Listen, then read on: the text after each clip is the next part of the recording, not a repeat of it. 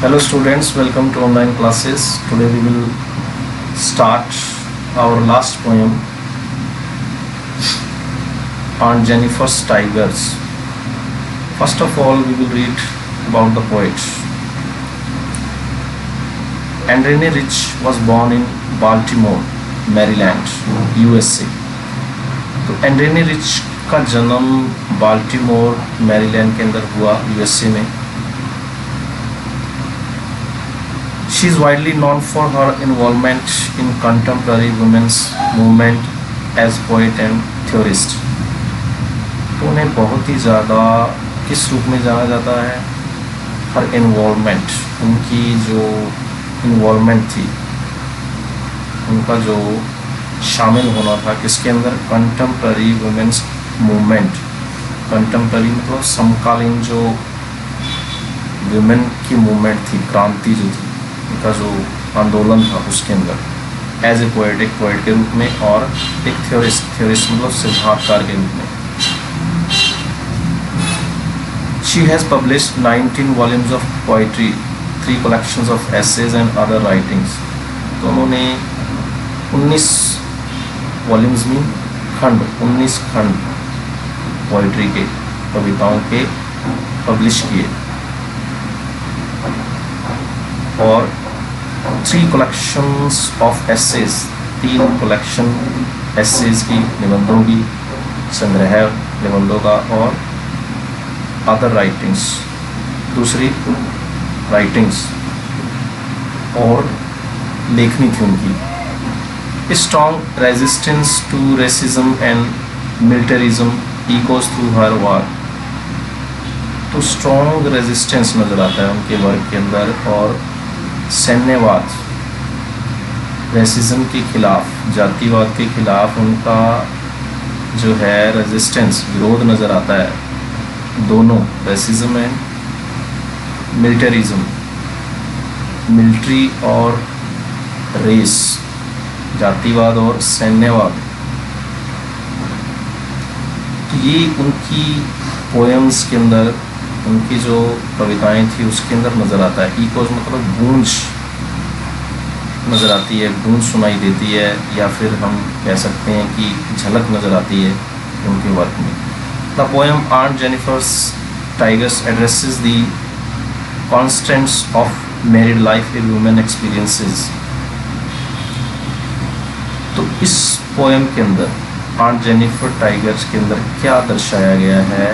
Constants of married life, जो बंधन होते हैं मैरिड लाइफ के, वुमेन एक्सपीरियंसेस, जो एक औरत अनुभव करती है,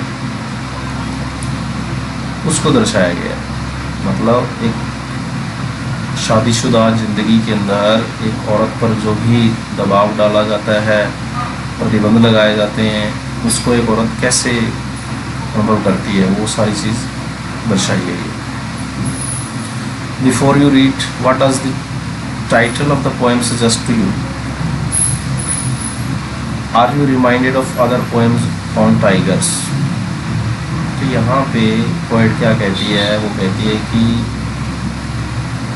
इस कविता का शीर्षक तुम्हें क्या बताता है, और क्या तुम्हें कोई और कविता याद आती है जो टाइगर्स पर हो, बाघों पर हो.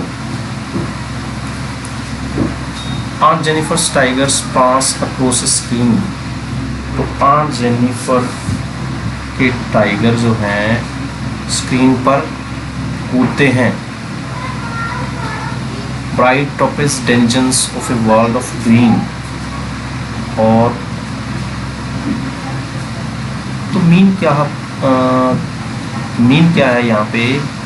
उनके जो टाइगर्स हैं वो पर्दे पर कूदते हैं, पर्दे पर उनके चित्र बने हुए हैं. तो ये कैसे दिखते हैं? ब्राइट टॉपेज डेंजन्स मतलब हरे भरे संसार के हीरों की तरह चमकते नागरिक हैं. डेंजन मतलब नागरिक हैं, टॉपेज मतलब हीरा, चमकते हुए हीरे के समान हरे भरे संसार के नागरिक हैं. They don't fear the man beneath the tree. वो पेड़ के नीचे खड़े हुए लोगों से नहीं डरते. They pace in sleek chivalric certainty, तो वो कैसे चलते हैं? पेस मतलब तेजी से चलना, इन स्लीप, स्लीप मतलब बहुत ही शानदार तरीके से, स्वेलरिक मतलब बहादुर, बहादुर तरीके से वो चलते हैं। पेस मीन चलना फिरना। Aunt Jennifer's fingers fluttering through her wool, तो आंट जेनिफर की उंगलियां कांपती हैं थ्रू हर वूल, वूल में से जब वो नीडल को खींचती हैं। Find even the ivory needle hard to pull, और उनके लिए हाथी दांत की जो सुई है उसको भी खींचना मुश्किल है। A massive weight of uncle's wedding band, और अंकल का जो वेडिंग बैंड है, शादी का जो कड़ा है, मतलब उनके पति द्वारा दिया गया जो कड़ा है, वेडिंग बैंड है, वो बहुत ही भारी लगता है उनकी उंगलियों में।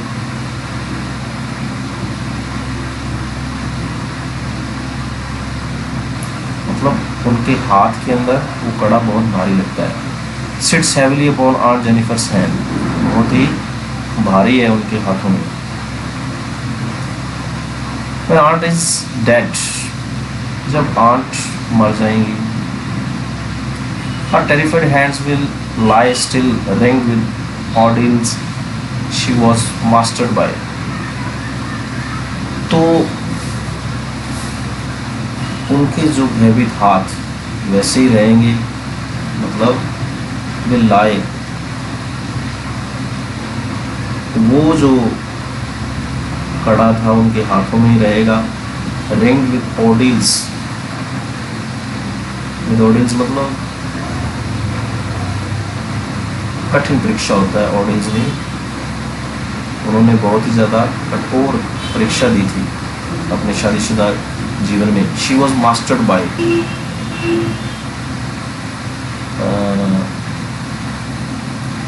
उन पर जिसका नियंत्रण था, मतलब जब वो मर जाएंगी तो वो जो वेडिंग बैंड है उनके हाथों में रहेगा, जिसने जो है उन पर नियंत्रण किया था।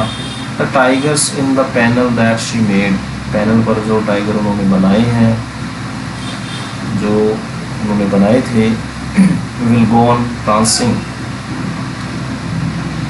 प्राउड एंड अनअफेयर्ड, डांसिंग कूदते रहेंगे, उछलते रहेंगे वो गर्व से और बिना डरे निडर होकर वो कूदते रहेंगे।